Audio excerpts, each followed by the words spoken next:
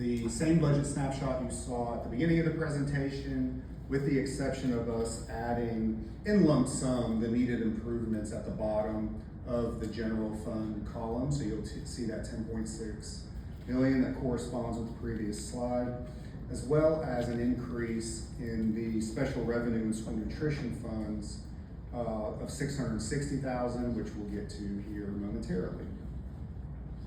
So when we look at school nutrition, this is the history of the fund balance for that program going back to the 21-22 fiscal year.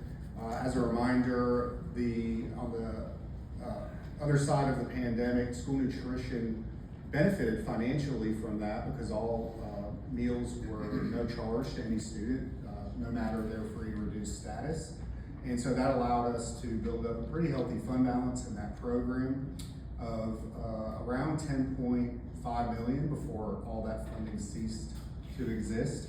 We used that fund balance that was built up to reinvest into the program. We kept meal prices the same at the time, kept looking at how we can better the equipment in our kitchens, spent millions of dollars on doing that.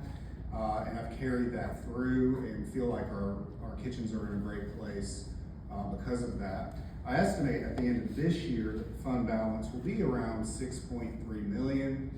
We really want to keep that at a operating level of 2 to 3 months of expenditures.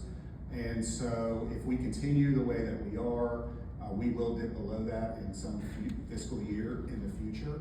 And so we want to here recommend a few things to help with that situation there. The next slide kind of carries the fund balance with the budget as it stands through next fiscal year at an ending of fund balance of 5.1 million, which is still in the 2 to 3 month range, more like 3 really when you look at it.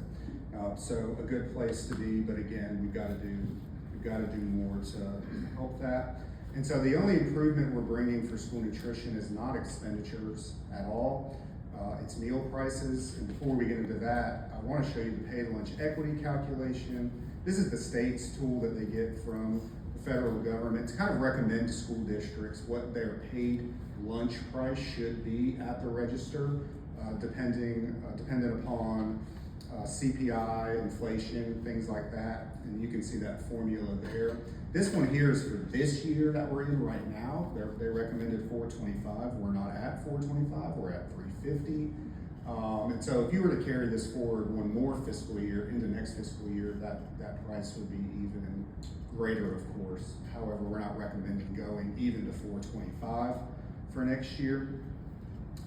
We are recommending what's highlighted in blue for each of the different levels, and where we are currently is at the top for each of those sections.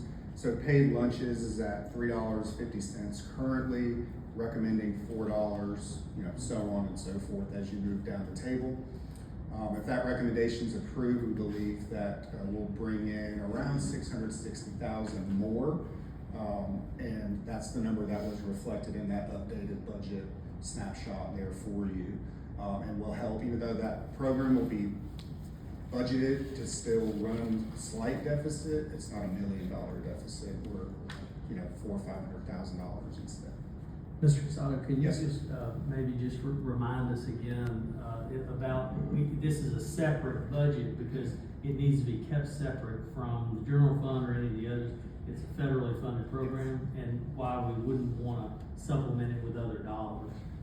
This is Dr. Flint's right, this is a self-sustaining kind of federal program in and of itself. So the general fund does nothing to supplement currently the school nutrition program. You want a school nutrition program that is self-sustaining, that can sustain itself. And that's really what we're after at the end of the day with some of these meal price increases, and hope to get there. Next slide